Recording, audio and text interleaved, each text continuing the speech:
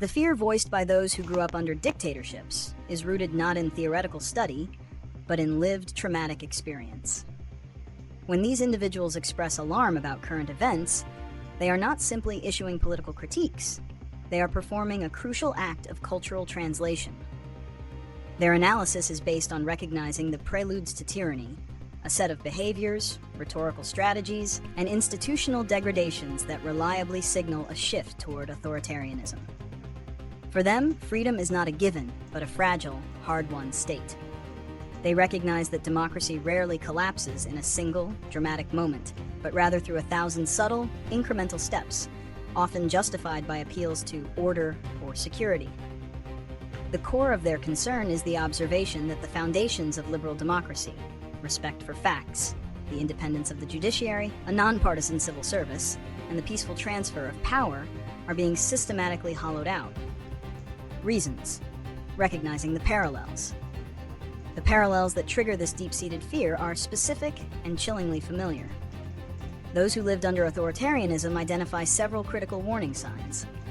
1. The weaponization of disinformation. Dictatorial regimes thrive by controlling the narrative and making objective reality irrelevant. The current normalization of alternative facts and the systematic delegitimization of the free press echo this tactic, creating an environment where citizens cannot agree on basic truths, rendering meaningful political dialogue impossible. Erosion of institutional trust. Dictatorships dismantle independent checks on power, courts, legislative bodies, and watchdog agencies. When political figures openly attack the credibility of judicial rulings, investigative bodies, or election processes, the structure of constitutional governance begins to decay, reminding survivors of the moments when their own country's institutions became rubber stamps for the ruling party. 3. Cult of personality and polarization. The deliberate fostering of an us versus them mentality, combined with the elevation of a single leader above the law and democratic traditions, is a classic authoritarian technique. This intense polarization alienates citizens from one another and positions political opposition not as rivals, but as existential enemies of the state. Consequences of inaction. Ignoring these warnings, often dismissed as hyperbole or political bias, carries severe consequences for the social and institutional fabric of a nation. 1. Normalization of the abnormal. The most insidious consequence is the rapid normalization of previously unthinkable conduct. As boundaries are breached, the public becomes desensitized to abuses of power, leading to a dangerous complacency where citizens cease to demand accountability. 2. Self-censorship and the chilling effect.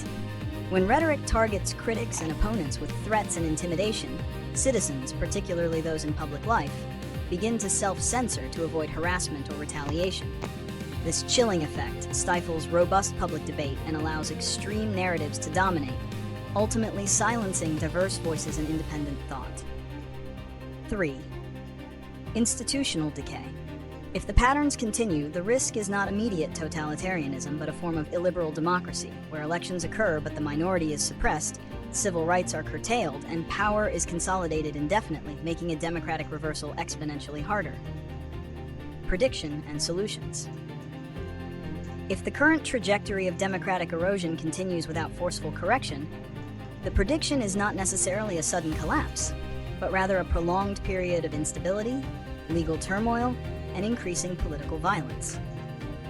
The erosion of shared reality will accelerate, leading to deeper social fragmentation, and a government that operates increasingly by decree and personal loyalty rather than by codified law. However, this future is not inevitable. The warnings from those who have lived under dictatorships provide a roadmap for protection and repair. 1. Radical civic engagement. Solutions require a renewed and nonpartisan commitment to democratic institutions. This involves supporting local journalism, volunteering as election workers, and actively participating in local governance. 2. Defending institutional independence. Citizens must vigorously support and defend institutions, the courts, the media, universities, and the civil service, against political interference and rhetoric. These are the crucial buffer zones against autocracy. 3. Fostering media and historical literacy. Education is the primary defense against disinformation. Teaching citizens how to identify propaganda and providing historical context for authoritarian patterns are essential to inoculate the public against manipulative narratives. The voices of those who have seen the worst-case scenario unfold are not simply crying alarm. They are offering wisdom born of pain. Listening to them is the first critical step towards safeguarding the democratic future.